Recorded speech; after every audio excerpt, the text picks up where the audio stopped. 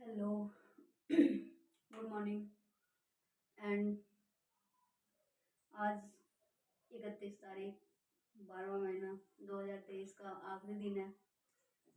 तो हम लोग सब यह तय करेंगे कि जिस तरह इस साल हमारा किसी काम में, दोस्ती यारी में या किसी भी चीज़ से व्यर्थ हुआ हो, आने वाला साल हमारा क्या हो, व्यर्थ ना हो और हम उस साल को अच्छी तरह क्या करेंगे, यूटिलाइज करेंगे।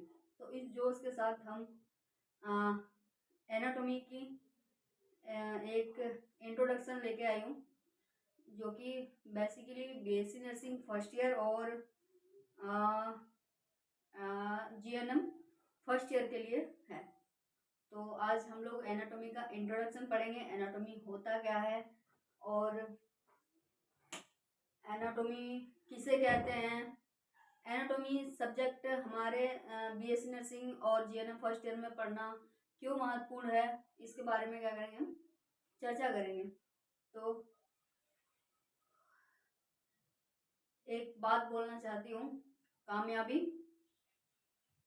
कोशिश करने से हासिल होती है, इंतजार करने से नहीं। तो चलो हम सब मिलके क्या करते हैं, कोशिश करते हैं। आपको मैं पढ़ाने जा रही हूँ, मैंने पहले भी जैसे कि बताया एनाटॉमी की इंट्रोडक्शन पढ़ाने जा रही हूँ। तो सबसे पहले एनाटॉमी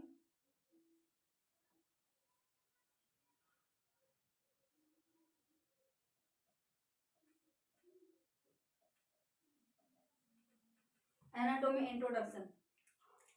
थोड़ा विजुअलाइज में थोड़ा प्रॉब्लम हो सकती है क्योंकि यहाँ पे थोड़ा लाइट का इशू है, तो कोई प्रॉब्लम नहीं। वो मंजिली कैसी कैसी जिसमें तकलीफ ना उठानी पड़ती हो। जब हम तकलीफ उठा के कहीं कुछ पाते हैं तो हमें बहुत खुशी मिलता है, ठीक है। और हमें ऐसे ही व्यर्थ ही मिल जाती है, या फिर कभी कभी अचानक ऐसा बाय लक मिल जाता है तो हम उस चीज़ को इतने अच्छे से यूटिलाइज नहीं कर पाते हैं, इतने अच्छे से उसको एनालिसिस नहीं कर पाते हैं। तो इसीलिए क्या करना है, हमें मेहनत करनी है, सबसे ज़्यादा से ज़्यादा मेहनत करनी है। तो हम बात कर रहे थे एनाटॉमी इंट्रोडक्शन की। तो एनाटॉमी क्या है, ह्यूमन एनाटॉमी क्या है, एनाटॉमी क्या है हमारा, anatomy in the science which deals human structure of the human body. मैं लिख देती हूँ, anatomy in the science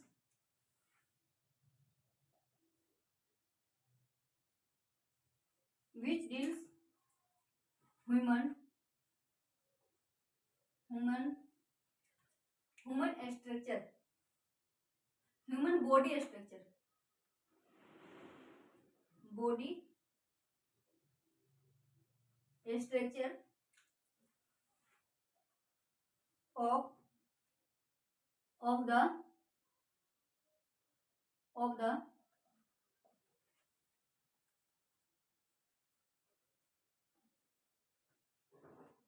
human body. ये क्या कहना चाह रहा है, anatomy in the science which deals, anatomy क्या है, एक ऐसी साइंस है जो क्या डील करती है, ह्यूमन बॉडी स्ट्रक्चर को क्या करती है, डील करती है। उसकी संरचनाएं के बारे में हम जानकारी प्राप्त होती है, ठीक है। तो अब इसके तो एना बात आती है कि एनाटॉमी होता क्या है। एनाटॉमी हमने क्या होता है, हमने पढ़ा कि एनाटॉमी क्या होता है, एक हमारा एनाटॉमी ऐसा साइंस है जो किसको डील करती है, हमारी ह्यूमन बॉडी स्ट्रक्चर को डील करती है, ठीक है। लेकिन एनाटॉमी का मतलब क्या होता है, एनाटॉमी वर्ड का मतलब क्या होता है, ये वर्ड आया कहाँ से, इसके बारे में थोड़ा विस्तृत चर्चा कर लेते हैं। एनाटॉमी की मतलब की बात करें तो एनाटॉमी इक्वल, एना मतलब होता है अप और टॉम मीन्स होता है, टॉम मीन्स होता है कटिंग ऑफ। क्या होता है, कटिंग ऑफ। कटिंग ऑफ किसकी कटिंग, बॉडी स्ट्रक्चर की। अब ऐसा नहीं है कि अब कोई मनुष्य आया आप उसको काट पाट चीट के उसको देख रहे हो, ऐसा नहीं करना है।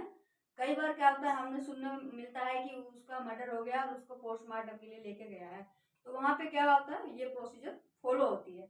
लेकिन जो जीवित व्यक्ति होता है, जीवित व्यक्ति के अंदर इस तरह से फॉलो नहीं करते हैं, उसको कटिंग वटिंग नहीं करते हैं, लेकिन उसके स्ट्रक्चर के अनुसार उसको क्या करते हैं, ट्रीटमेंट करते हैं। ठीक है, तो एनाटोमी का मतलब एना ऑफ हो गया और टॉमिस कटिंग ऑफ हो गया। ठीक है, इसकी कई सब डिवीजन है। क्या है, इसकी कई सब डिवीजन है, सब डिवीजन ऑफ एनाटॉमी। आप उसके बारे में बात करते हैं। ये आप स्क्रीनशॉट लेना चाहते हैं तो ले लीजिए, लिखना चाहते हैं लिख लीजिए, राइटिंग मेरा थोड़ा खराब है, उस पर मत जाइएगा।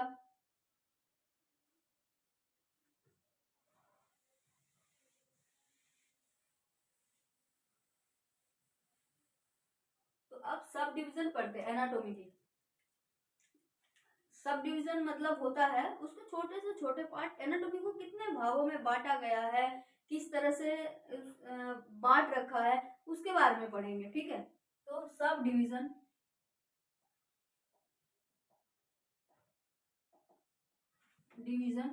Of anatomy, sub division of anatomy.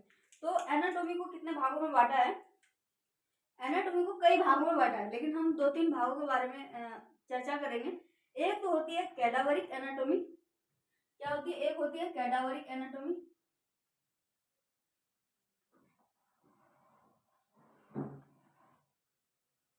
और एक होती है लिविंग एनाटोमी।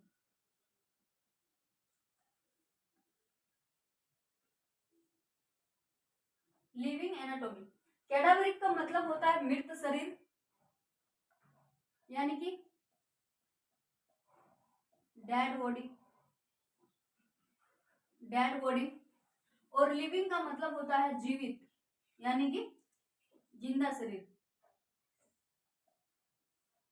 जीवित शरीर। तो हम लोग जो अपने मेडिकल में क्या करते हैं, हम लोग लिविंग एनाटोमी पे काम करते हैं। ठीक है, कैडावरिक एनाटोमी पे कौन काम करता है, ये इसका एक पर्टिकुलर अलग एरिया होता है, जो पोस्टमार्टम वगैरह होते हैं, जो फॉरेंसिक लैब वगैरह होते हैं, वो लोग इस बारे में क्या करते हैं, काम करते हैं। तो कैडावरिक एनाटोमी को हम अच्छी तरह डिफाइन करेंगे। तो कैडावरिक एनाटोमी कितने भागों में बांटा गया है, तथा लिविंग एनाटोमी है, इसको कितने भागों में बांटा गया है, तो आप इसको लिखिए। इसके बाद इसका क्या करते हैं, हम कैडावरिक एनाटोमी के बारे में डिस्कस करते हैं। तो कैडावरिक एनाटोमी क्या होता है, कैडावरिक एनाटोमी होता है, दो प्रकार की होती है। कैडावरिक एनाटोमी कितने प्रकार की होती है, दो प्रकार की होती है। एक तो होती है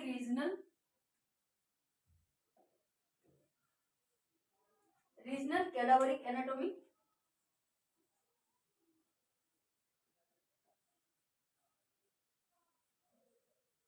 और एक होती है सिस्टमेटिक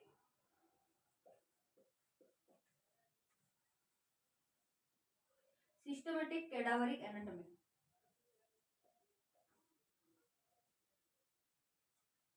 ठीक है, अब रीजनल में क्या है और क्या बोलते हैं, और सिस्टम में क्या डिफरेंस है, इसके बारे में जानेंगे। रीजनल का मतलब होता है कई डिफरेंट डिफरेंट पार्ट का क्या करना, स्टडी करना। डिफरेंट डिफरेंट यानी कि हमने क्या किया, हार्ट क्या बोलते हैं, हार्ट की हार्ट डिफरेंट पार्ट का स्टडी करना, मतलब किसी टिश्यूज का स्टडी किया, किसी सेल का स्टडी किया। ठीक है, और आई मीन किसी अलग अलग पार्ट का एक स्टडी करते हैं हम उसमें बॉडी में। ठीक है, जैसे किसी को फीवर हो गया, ठीक है, आई मीन किसी को और भी कोई प्रॉब्लम हो गया, तो वो हमारे किस में आता है, रीजनल में आता है। किसी एक पर्टिकुलर एक पार्ट का स्टडी करते हैं। ठीक है, उसको क्या करते हैं, उसको क्या कहते हैं, रीजनल एनाटॉमी कहते हैं। अब कैडावरी, अब यहाँ पे लिख सकते हैं डिफरेंट पार्ट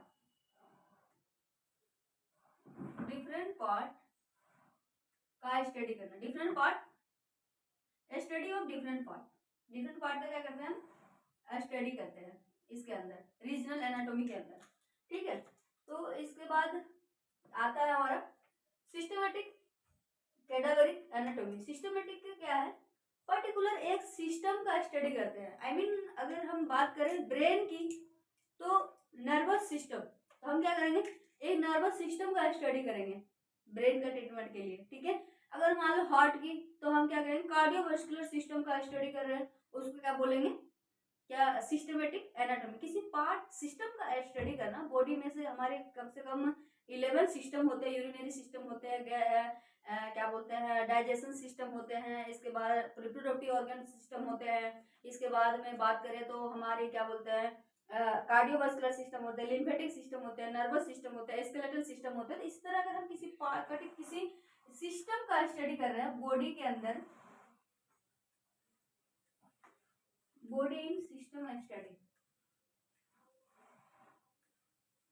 बॉडी के अंदर क्या कर रहे हैं हम, किसी बॉडी का एक पर्टिकुलर सिस्टम का स्टडी कर रहे हैं, वो क्या कहलाता है, हमारा सिस्टम कैडावरिक एनाटॉमी कहलाता है। इतनी समझ में। ये तो हो गया हमारा किसका, कैडावरिक एनाटॉमी का 2 सब टाइप थे, ये हमने पढ़ा। अब इसके बाद हम पढ़ेंगे लिविंग एनाटॉमी। क्या पढ़ेंगे, लिविंग एनाटॉमी। लिविंग एनाटॉमी के अंदर क्या होता है, लिविंग मतलब लाइव बॉडी, यानी कि जीवित शरीर, मृत शरीर नहीं, लेकिन कैडावरिक का मतलब होता है मृत शरीर, ठीक है। आप इसका स्क्रीनशॉट लीजिए, आगे फिर पढ़ते हैं।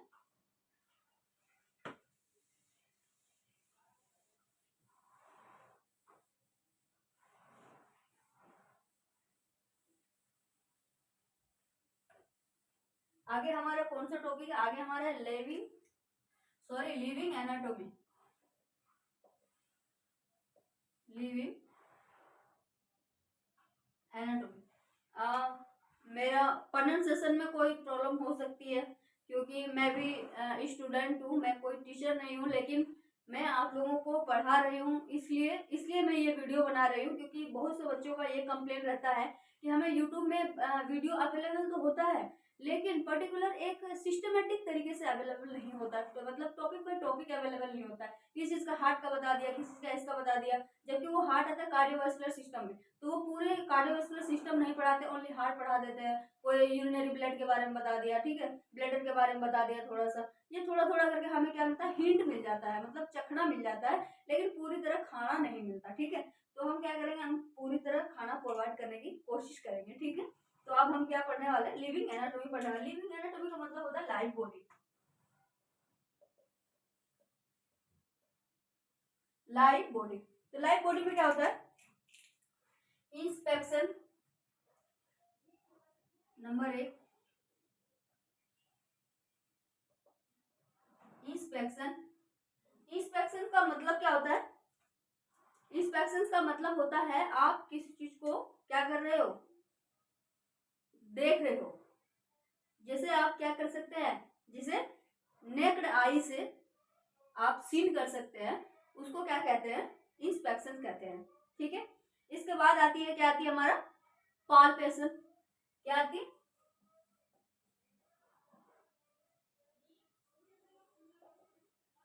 पाल्पेशन। पाल्पेशन का मतलब क्या होता है, to touch.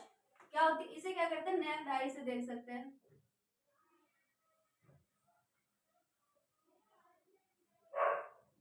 To touch.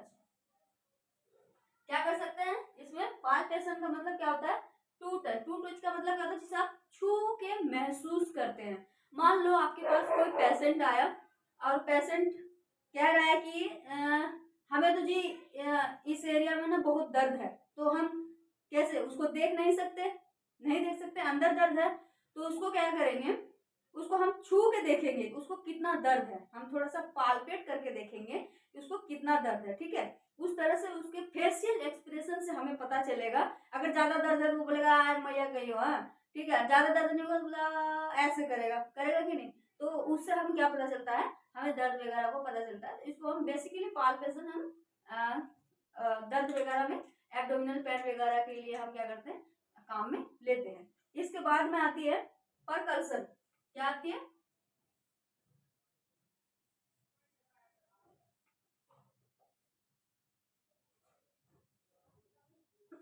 Sorry, परकल्सन। परकल्सन का मतलब होता है जनरल टाइपिंग। जनरल टाइपिंग क्या करते हैं हम, जनरल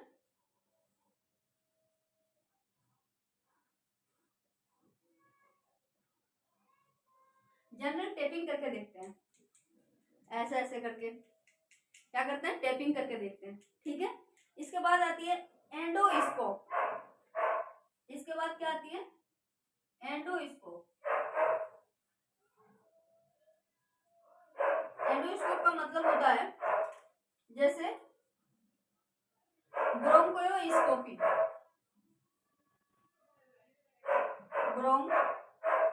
ब्रोंकोस्कोपी, ब्रोंकोस्कोपी। ब्रोंकोस्कोपी का मतलब क्या होता है, जब हमारा किसी, जैसे हमारा ट्रेकिया है, ट्रेकिया आगे जाके क्या में डिवाइड हो जाता है, ब्रोंको में डिवाइड हो जाता है, दो भागों में, ठीक है। और दो भागों में डिवाइड, उसको क्या कहते हैं, ब्रोंको कहते हैं। अब वो ब्रोंको का हमें स्टडी करनी है, तो हम तो ऐसे नहीं देख सकते, तो उसके लिए क्या करते हैं, कभी कभी बहुत हाईएस्ट लेवल के जो हॉस्पिटल्स वगैरह होते हैं, उसमें क्या करते हैं, एक माइक्रोस्कोप होती है वो कैमरा वाला, उस माइक्रोस्कोप को क्या करते हैं, इंसर्ट, माउथ द्वारा इंसर्ट कराया जाता है, और उसको एक मतलब डिजिटल उसमें पर्दे में देखा जाता है कि इसके अंदर मतलब क्या है, ठीक है। तो इस तरह से हम क्या करते हैं, ब्रोंकोस्कोपी करते हैं। इसके बाद आता है गैस्ट्रोस्कोपी। मैं इसको मिटा देती हूँ।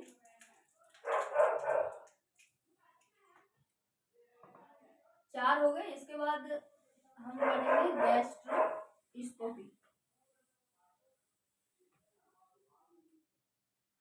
गैस्ट्रोस्कोपी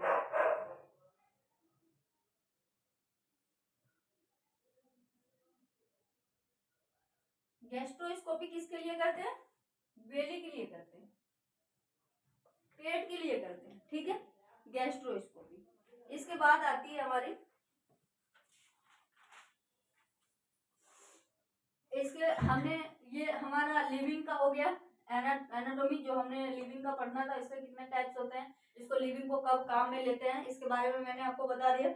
इसके बाद में हम क्या करेंगे, ये तो दूसरा नंबर था living.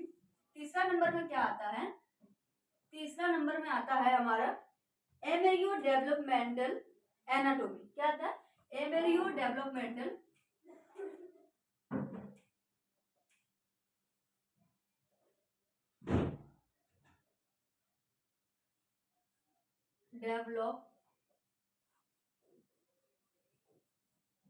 Mental anatomy.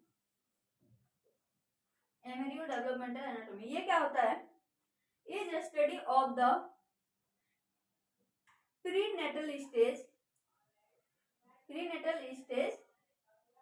that's called embryo developmental anatomy,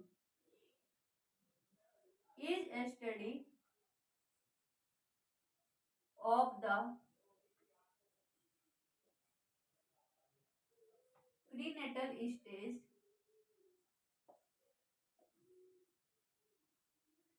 that's called embryo developmental anatomy। अब ये एम्ब्रियो डेवलपमेंटल एनाटॉमी क्या होता है, जो हमारा बच्चा इन यूट्रो में जब रहता है, जब बच्चा कहाँ रहता है, यूट्रस में रहता है, और यूट्रस में उसको पहला दिन से मतलब 6 सप्ताह के बाद से लेकर के जो हम 10 सप्ताह तक या 12 सप्ताह तक जो उसका स्टडी करते हैं, उसके डेवलपमेंट के बारे में, वो क्या कहलाता है, एम्ब्रियो डेवलपमेंटल स्टडी कहलाता है, ठीक है।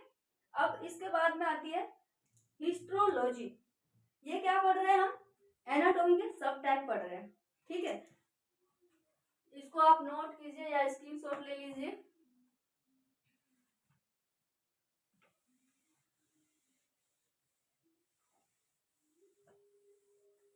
इसके बाद में चौथा नंबर के क्या आता है, हिस्ट्रोलॉजी।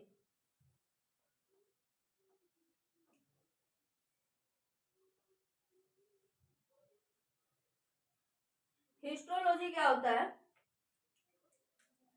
हिस्टोलॉजी के अंदर क्या करते हैं, is a study of the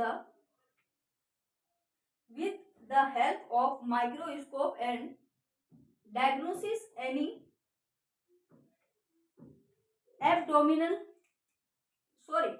abnormal tissue, that call क्या कहलाता है, हिस्टोलॉजी। हिस्टो मतलब क्या होता है, मैं बता देती हूँ। हिस्टो का मतलब होता है, हिस्टो का मतलब होता है टिश्यू। क्या होता है, टिश्यू। और लोजी मतलब क्या होता है? स्टडी। स्टडी तो हम क्या कर रहे हैं इसमें, एबनॉर्मल टिश्यू को क्या करते हैं? स्टडी करते हैं। लिख सकते हो आप यहाँ पे, is study of the with help of microscope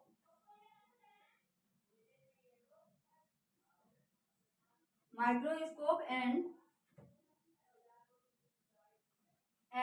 diagnosis। Diagnosis मतलब निदान करना। Diagnosis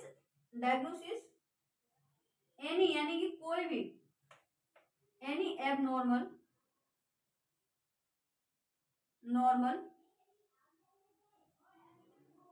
normal tissue that's called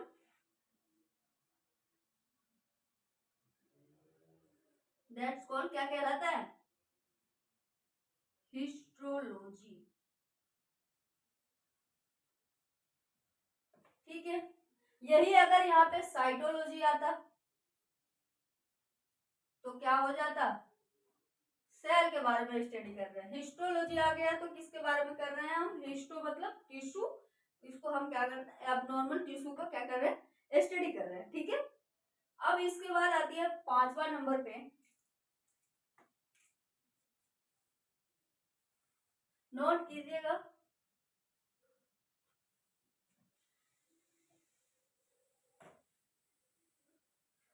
5वां नंबर पे आती है क्लिनिकल एनाटॉमी या फिर applied anatomy. Clinical anatomy, clinical anatomy का मतलब ये होता है application of the anatomical knowledge in medical and surgical. इसमें क्या होता है? क्लिनिकल में मेडिकल भी ट्रीटमेंट की जाती है, मेडिकल यानी कि मेडिसिन वगैरह देके, इंजेक्शन वगैरह देके, ठीक है, और सर्जिकल भी हम पेशेंट को डील कर सकते हैं यानी कि सीजर करके,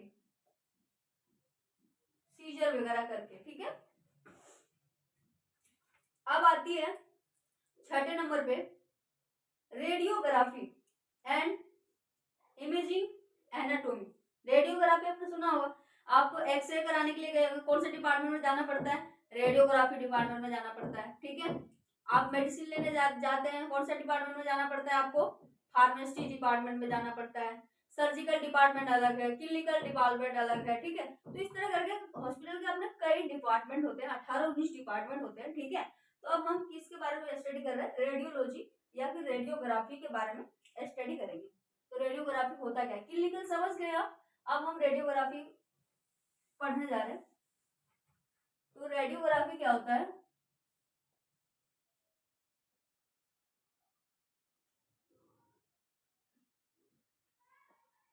रेडियोग्राफी या फिर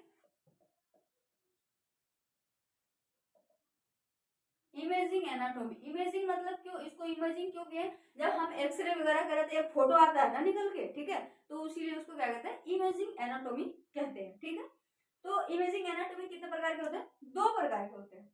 पहले क्या करते हैं हम? पहला क्या है हमारा?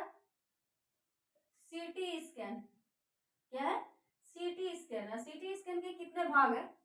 2 भाग है। कितने? 2 भाग है। एक होता है plane CT scan, plane CT scan, और एक होता है कंट्रास्ट सीटी स्कैन। एक होता है कंट्रास्ट सीटी स्कैन। ठीक है, तो प्लेन सीटी स्कैन कौन सा सीटी स्कैन है और कंट्रास्ट सीटी स्कैन कौन सा सीटी स्कैन? आप कई बार मतलब डॉक्टर के पास गए होंगे, उन्होंने आपके पर्चे में लिखा होगा plane CT scan, contrast CT scan. ठीक है, वो आपको मतलब जनरली समझ में मतलब नहीं आता है। जब हम लोग मेडिकल लाइन में नहीं होते तो हमें समझ में नहीं आता डॉक्टर ने क्या लिखा क्या नहीं। और जब हम इस फील्ड में होते हैं तो हम इजीली समझ पाते हैं कि हाँ भाई डॉक्टर ने क्या लिखा है। ठीक है, प्लेन सीटी स्कैन का मतलब होता है हमारा एक्सरे। क्या होता है? Beam x ray. बीम एक्सरे, जो हमारा एक्सरे वगैरह हम करते हैं उसको क्या कहते हैं? प्लेन सीटी स्कैन कहते हैं। और जो हमारा कॉन्ट्रास्ट एजेंट मेडिकल होता है उसमें वो सीटी स्कैन कैसा होता है? जो कि हम पूरे बॉडी का सीटी स्कैन करते हैं, फुल बॉडी सीटी स्कैन करते हैं, उसको बोलते हैं contrast CT scan. Full body CT scan, ठीक है, इस तरह से होता है। बाकी आप लोगों को समझ में आ रहा है या नहीं आ रहा है, जैसा भी हमारी क्लास रहेगी, जैसा भी आपकी एक्सपीरियंस रहेगा, प्लीज़ हमें कमेंट करके बताइएगा। अगर आप कमेंट नहीं करेंगे तो मैं कैसे समझ पाऊंगी कि मैं सही दिशा में पढ़ा रही हूँ या नहीं पढ़ा रही हूँ, मुझे अपने आप में और क्या इम्प्लीमेंट करना पड़ेगा, ठीक है। तो इसलिए आप लोग प्लीज़ मुझे कमेंट कीजिएगा, अच्छा रहेगा तो भी, और आपको कुछ सुधार लगेगा कि सुधार करना चाहिए, करेक्शन करना चाहिए, आप प्लीज़ वो भी मुझे बताइएगा, ठीक है। इसके बाद 7वें नंबर पे फिजिकल एनाटॉमी के बारे में पढ़ेंगे।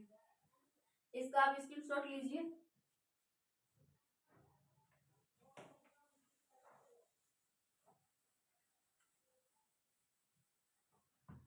फिजिकल एनाटॉमी,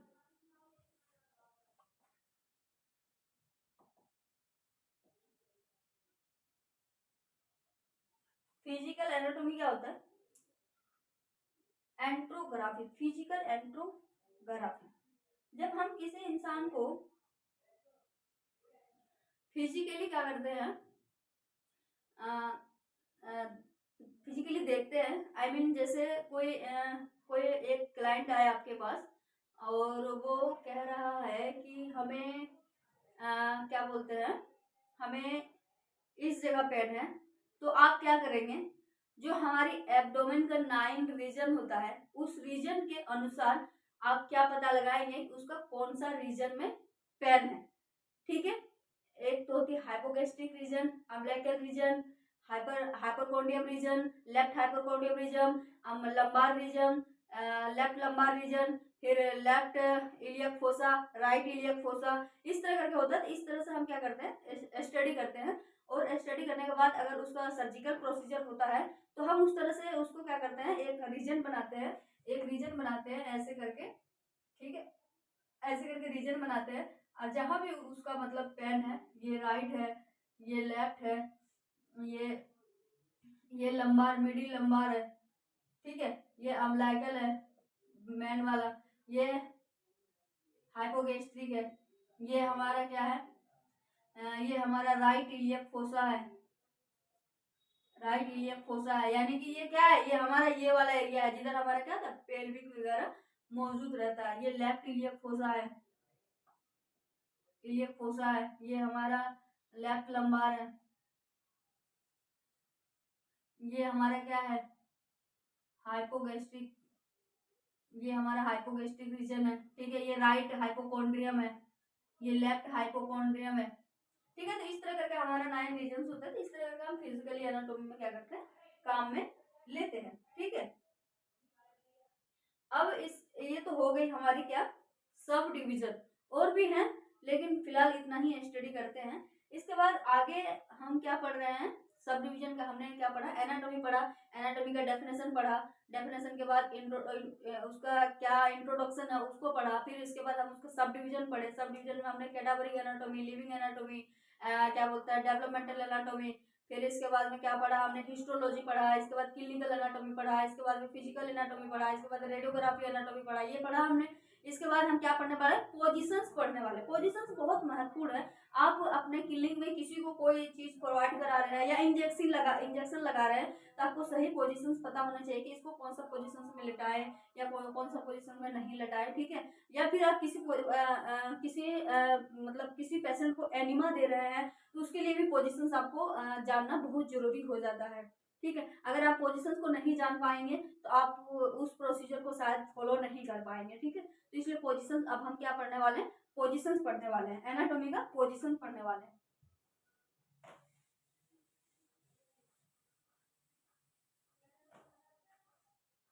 एनाटॉमी का पोजीशन,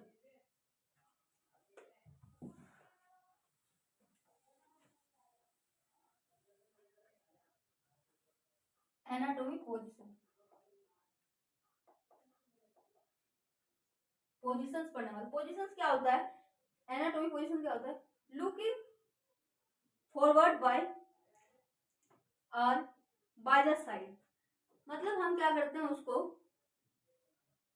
सामने से, कई तरह का पोजीशन होता है, सुपाइन पोजीशन होता है, प्रोन पोजीशन होता है, नी चेस्ट पोजीशन होता है, डोर्सल पोजीशन होता है, लिथोटोमी पोजीशन होता है। एक एक करके हम सारी पोजीशन के बारे में जानेंगे और एक साथ में ये भी जानेंगे कि कौन सा पोजीशन किस टाइम पे दिया जाता है।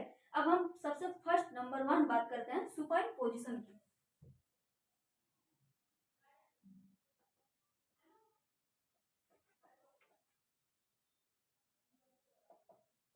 सुपाइन पोजीशन हम कब कब काम में लेते हैं, जब लाइक दैट हमारा पेट में दर्द है या फिर ब्रेस्ट में दर्द है, कहीं भी दर्द हो तो हम क्या करते हैं, पेशेंट को सीधे लेटने के लिए ऐसे कहते हैं, वो हमारा क्या होता है, सुपाइन पोजीशन है। इस समय मतलब बेली पेन इस समय काम में लेते हैं, और ब्रेस्ट फीडिंग के टाइम पे भी, ब्रेस्ट फीडिंग के टाइम पे भी महिलाएं इसको काम में लेती हैं। और जैसे हमारा आईज वगैरह देखना हो, किसी को आंखों में कुछ चला गया या फिर माउथ में कुछ आपको इंसर्ट करनी है या माउथ की आपको क्लीनिंग कर रही है, तो आप कौन सा पोजीशन देंगे, सुपाइन पोजीशन देंगे। आप आईज को देखना हो, ठीक है, या माउथ को, माउथ क्लीनिंग, तब भी क्या करेंगे, आप सुपाइन पोजीशन देंगे। ये तो हो गई सुपाइन पोजीशन। अब सुपाइन पोजीशन के इतने काम होते हैं कि हम इस तरह से उसको काम में लेते हैं। अब और भी एक चीज हो गया इसको, और हाँ, जैसे किसी का रीढ़ की हड्डी में प्रॉब्लम है तो उसको क्या करते हैं, सुपाइन पोजीशन देते हैं। क्या देते हैं, सुपाइन पोजीशन देते हैं रीढ़ की हड्डी में, यानी कि वर्टिब्रा में। वर्टिब्रा में भी कोई दिक्कत है, मान लो उसको कमर में दर्द है, बैकेज वगैरह है, तो उसको क्या करेंगे, बोलेंगे कि सीधे तुम लेट जाओ, ठीक है। तो ये हमारे सुपाइन पोजीशन है। फिर इसके बाद हम क्या पढ़ेंगे, इसका आप स्क्रीनशॉट ले सकते हैं या फिर लिख भी सकते हैं।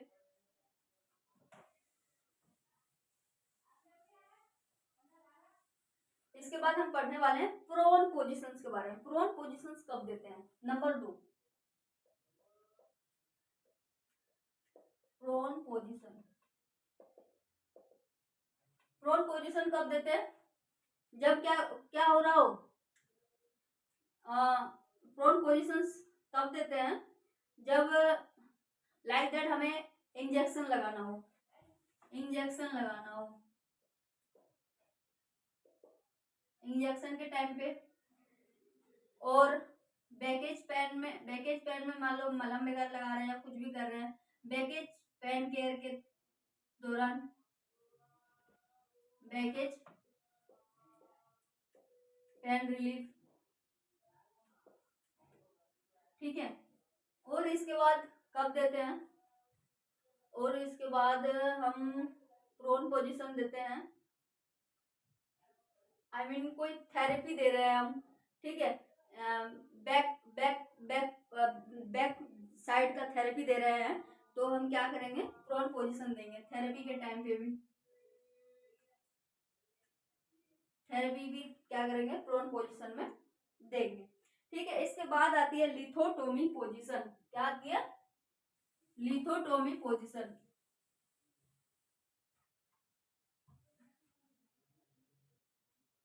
Number 3, lithotomy position. Lithotomy position कब देते हैं, लिथोटोमी पोजीशन हम तब देते हैं जब, सबसे मोस्ट लिथोटोमी पोजीशन हम कब यूज करते हैं, जब डिलीवरी के टाइम पे महिला का डिलीवरी होता है, उस समय अगर महिला सपोर्टेड नहीं है, मतलब वो सपोर्ट नहीं कर रही है, तो उस वक्त क्या करते हैं हम लोग, लिथोटोमी पोजीशन देते हैं। कब देते हैं, डिलीवरी के टाइम पे, डिलीवरी के टाइम पे देते हैं। और कब देते हैं, कुछ हमें वेजाइनल इंस्पेक्शंस करना हो, वेजाइना में कोई चीज हमें अब आई मीन जैसे कॉपर टी वगैरह लगा रहे हैं, कॉपर टी जब लगाते हैं तब भी, या इंट्रा यूट्राइन डिवाइस लगाते हैं तब भी, ठीक है। तो इस दौरान क्या करते हैं हम, लिथोटॉमी पोजीशन प्रोवाइड कराते हैं पेशेंट को। अब इसके बाद पोजीशन आती है डोर्सल पोजीशन। क्या आती है, डोर्सल पोजीशन। चौथा नंबर है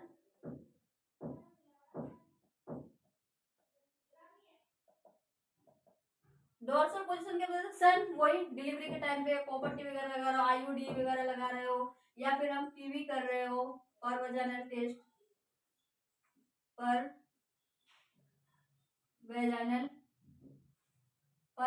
टेस्ट जब कर रहे हो, ठीक है, तब भी देते हैं डोर्सल पोजीशन, ठीक है। इसके बाद आती है नी चेस्ट पोजीशन। नी चेस्ट पोजीशन कब देते हैं,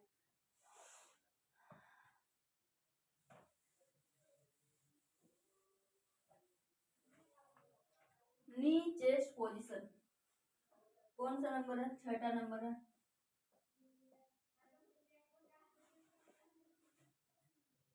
नी चेस्ट पोजीशन, नी चेस्ट पोजीशन का मतलब होता है जो हमारा सर है वो घुटनों पे होना चाहिए, ठीक है। मैं अभी करके नहीं बता पा रही हूँ क्योंकि एक जगह पे मैंने मोबाइल को अपना फिक्स कर रखा है और बड़ी मुश्किल से फिक्स किया है, तो इसलिए मैं आपको बता नहीं पा रही किस तरह से देंगे, लेकिन क्यों देते हैं मैं वो बता देती हूँ। नी चेस्ट पोजीशन हम तब देते हैं जब क्या करना होता है, हमारा बेबी डिलीवर होता है, तब भी हम बेबी डिलीवर के टाइम पे नी चेस्ट पोजीशन देते हैं, ठीक है। और हाँ, और एक टाइम पे और भी देते हैं जब हमारा क्या होता है, किसी पेशेंट को मान लो प्लेसेंटा प्रीविया हो और उसको डिलीवरी कंडक्ट करा रहे हैं और उसका प्लेसेंटा क्या हो रहा है, बार बार क्या हो रहा है, खिसक जा रहा है बच्चों के साथ में, तो उस समय क्या करेंगे, या फिर बच्चों का आने से पहले उसका अम्बिलिकल कोड आ जा रहा है, तो उस वक्त भी क्या करेंगे, हम नी चेस्ट पोजीशन देंगे। प्रोटेक्ट प्लेसेंटा प्रीविया, यानी या फिर आप जेनेटल अम्बिलिकल कोड प्रोलैप्स के टाइम पे भी देते हैं। अब प्रोलैप्स का मतलब क्या होता है, किसी चीज का बाहर निकल जाना, क्या होता है, किसी चीज का बाहर निकल जाना, वो होता है प्रोलैप्स होता है। अब इसके आगे जो चीज लगा हुआ है उस चीज का बाहर, अब अम्बिलिकल कोड प्रोलैप्स है तो अम्बिलिकल कोड का क्या होता है, पहले बाहर निकल जाना, उसको क्या कहेंगे, अम्बिलिकल कोड प्रोलैप्स कहेंगे। इसके बाद आती है स्टैंड पोजीशन। स्टैंड पोजीशन क्यों देते हैं, ये आप नोट कीजिए, स्टैंड पोजीशन क्यों देते हैं।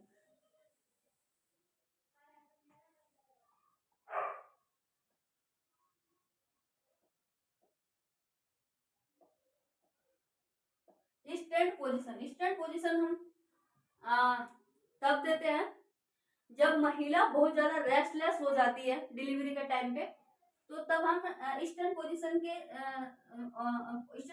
से भी हम क्या कराते हैं, डिलीवरी कंडक्ट कराते हैं। क्या कराते हैं, डिलीवरी कंडक्ट कराते हैं, ठीक है।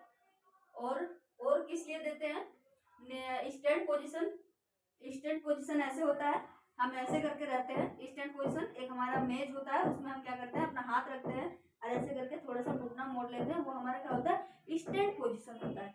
तो हम इस समय स्टैंड पोजीशन को देते हैं। इसके बाद होती है अपराइट पोजीशन। इसके बाद होती है अपराइट पोजीशन। कौन सी पोजीशन, अपराइट।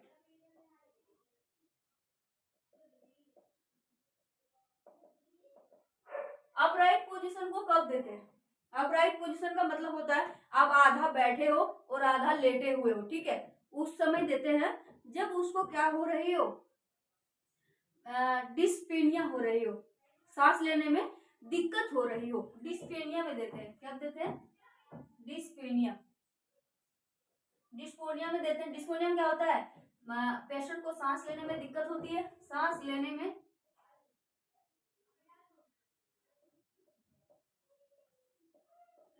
दिक्कत की वजह से क्या करते हैं, उसको हम अपराइट पोजीशन देते हैं, फिर वो आराम से अच्छे से सांस ले लेता है। ठीक है, तो इस तरह से हम क्या करते हैं, अपराइट पोजीशन देते हैं। या फिर कोई ऐसे पेशेंट हो जो काफी टाइम से बीमार है, वो बेड पे लेटा हुआ है, उसको बेड पे ही सब कुछ देना है, तो जब कुछ खिलाना पिलाना हो तब भी हम क्या करते हैं, अपराइट पोजीशन देते हैं। हल्का सा बेड को ऊपर उठा देते हैं, पेशेंट को बोलते हैं आप ऐसे लेट जाइए, तो तब भी देते हैं। ईटिंग टाइम पे भी देते हैं। ठीक है, जब हम न्यूट्रिशन देते हैं, न्यूट्रिशन देते हैं, तब हम इस पोजीशन को उपयोग में लेते हैं। इसके बाद आती है लेफ्ट लेटरल पोजीशन। आप इसको नोट कीजिए।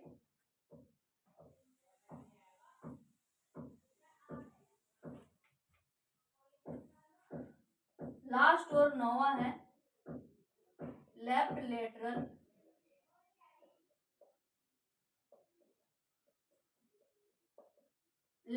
पोजीशन। लेफ्ट लेटरल पोजीशन यानी कि बाएं तरफ करवट लेके सोना। उसको कब लेते हैं? एक तो मोस्ट इंपोर्टेंट एनिमा देने के टाइम पे, जब हम एनिमा देते हैं तब लेते हैं, या फिर कुछ एनएस में जैसे प्रोटोस्कोप द्वारा हमें कॉन्स्टिपेशन या फिर कुछ भी हो रहा हो तो उसका जांच करने के लिए क्या करते हैं, तब लेफ्ट लेटरल पोजीशन देते हैं।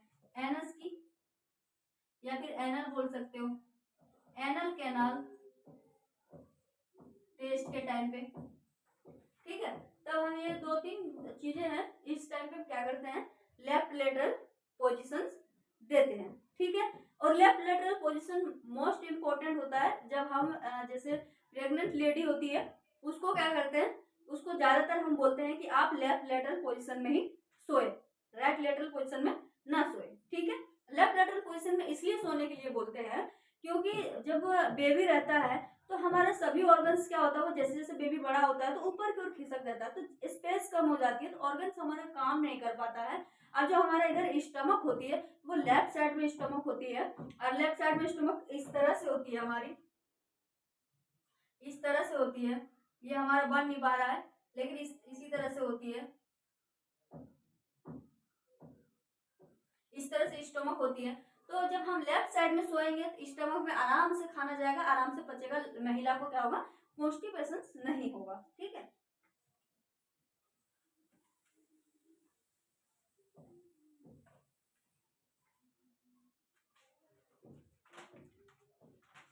इसके बाद में हम बात करते हैं, हमने पोजीशंस पढ़ लिया, अब इसके बाद बात करते हैं प्लेन की। इसकी बात करते हैं प्लेन की।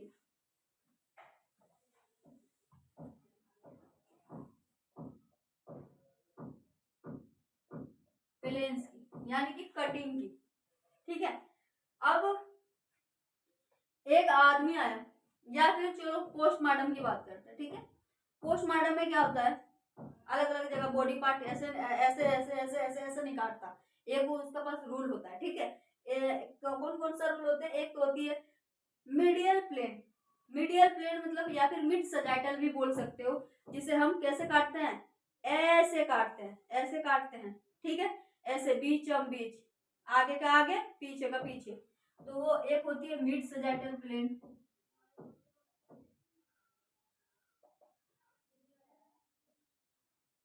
एक होती है मिड सजाइटल प्लेन, दूसरा होती है parasagittal plane, parasagittal plane. Parasagittal plane कैसे होती है, जैसे ये हमारा प्राइटल बोन है। ठीक है, तो प्राइटल बोन के हाँ पैराइटल बोन है, प्राइटल बोन के क्या करते हैं हम, इधर ऐसे करके कट लगाते हैं, आधा कट लगाते हैं, तो उसको क्या कहते हैं, पैरा सजाइटल प्लेन कहते हैं। ठीक है, अब इसके बाद आती है ट्रांसवर्स प्लेन। इसके बाद आती है ट्रांसवर्स प्लेन। ट्रांसवर्स प्लेन क्या होती है, ऐसे काट दिया, ऐसे कोई आदमी है, यहाँ कोई व्यक्ति है, ये कोई व्यक्ति है, हमने क्या किया, इसको ऐसे काट दिया, तो ऊपर का ऊपर नीचे का नीचे, सुपीरियर इंफीरियर हो जाएगा, तो इसको बोलते हैं ट्रांसवर्स। ठीक है, अब आती है oblique, oblique plane, oblique plane. Oblique plane कैसे होता है? ओब्लिक का मतलब होता है ऐसे, ये जो है ना, ये हिस्सा ऐसे कटेगा, ऐसे, उसको क्या कहते हैं, ओब्लिक। ये हमने इसके ट्रांसवर्स में ऐसे काटा था, ओब्लिक में क्या करेंगे, इंसान को ऐसे काटेंगे, ये होता है हमारा ओब्लिक। ठीक है, तो इसी के साथ आपका जो एनाटॉमी का इंट्रोडक्शन था वो समाप्त हुआ। अब आप लोग बताइएगा कि आप लोगों को हमारी क्लास कैसे लगी, कैसे नहीं, और आप लोग हमारे यूट्यूब चैनल पर नए हैं तो सब्सक्राइब कीजिएगा, बेल आइकन को जरूर ऑन कर लीजिएगा, ताकि हमारी जो भी अपकमिंग वीडियो होगी सबसे पहले आपके पास पहुंचे। और हमारा मेन मकसद भी यही है कि सभी बच्चे अच्छे से अच्छे पढ़े, उसको अच्छा एजुकेशन मिले, अच्छी शिक्षा मिले, और खूब आगे बढ़े और टॉप रैंक पे अपना क्या करें, नंबर प्राप्त करें। ठीक है, तो एक बात और बताना चाहती हूँ आपको, भीड़ में सब लोग अच्छे नहीं होते, भीड़ में सब लोग अच्छे नहीं होते, लेकिन जो अच्छे होते हैं वो कभी भीड़ में नहीं होते। ठीक है, तो इसी के साथ मैं अपनी क्लास को समाप्त करती हूँ। जय हिंद।